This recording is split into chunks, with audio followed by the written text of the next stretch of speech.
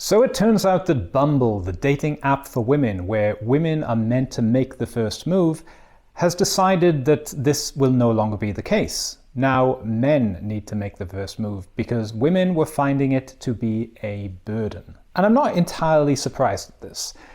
It's not really in women's nature to go out of their way to ask men out. Most women believe that the man should be the one to make the first move. They can give a signal, they can, like in the old days, they would drop a handkerchief to get a man's attention. And in the modern era, a guy might not get more than a glance. And to be honest, most guys don't even get that. In general, in real life, I've never had such choosing signals given to me. I've had a few glances at best. And if you don't know what a choosing signal is, I'm sure you've been in a situation where you're on a night out and everyone's talking to each other, and then in walks this guy who's tall, good looking, dressed well, and every woman in the room looks at this guy. That is the guy that they would choose if they didn't know anything about the guy that they're speaking to. And they're the guys that get all the attention in real life, and even more so, these are the guys who get all the attention on dating apps. The problem with this is that we now live in a society where the top 0.5% of men get more sexual encounters than the bottom 50% of men combined. And the problem with this is that there's not much incentive for those men who all women are chasing, who all women are giving choosing signals to, who almost all women are swiping right on dating apps to treat women well. Because he doesn't even need to make a commitment. If one girl doesn't want him, then he's just going to call up another. It's like ordering pizza for some of these men. Meanwhile, the vast majority of men feel ignored and left out. So what should we do about this? Well, I don't think that dating apps are a really good choice for many men. If you're an extremely good-looking man, then yes, you'll have all the superficial qualities that dating apps prioritize. But for the rest of us, we're going to have to meet women in public, in other situations, through friends. And the problem with this is that now most people are so glued to their screens that they don't even see people in public.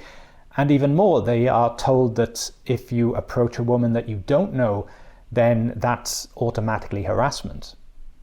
But in reality, in my experience of approaching hundreds of women, most of them have found it really positive. Yes, there were a few people who misunderstood or who didn't take it well, but the vast majority of cases, even if they had a boyfriend, were positive. I remember one girl, I approached her, said, "Hey, I'm sorry, I just needed to speak to you because I thought you looked really beautiful." And she was like, "Oh, I'm sorry, I have a boyfriend, but if I did not, I would definitely go out with you." And I just thought, oh my gosh, her broken English was so cute, you're adorable. And you can have experiences like that where nothing is changing for either of you, but it's still a really positive interaction. She gets to feel beautiful and I get to feel valued. That fear that many men have of talking to a woman and making her feel uncomfortable, that's a good fear. It comes from a good place. But if your heart is like that, then you will be the sort of person who wants to make sure when they approach, they're doing it with kindness and empathy, and that they're not doing it to try to take something from her. They're just saying, here's my heart. I saw you. I thought you were beautiful and I wanted to speak to you. And then letting it go however it goes. It doesn't mean that it necessarily has to end with her giving you her number. It doesn't have to end with you dating. But you're just putting your heart out there into the world. And by doing that, I think you're, to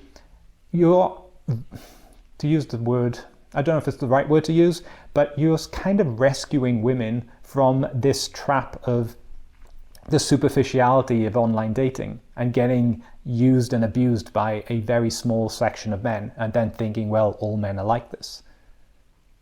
And you won't probably get choosing signals from the women you approach. You will probably be the one to make your presence known in her world.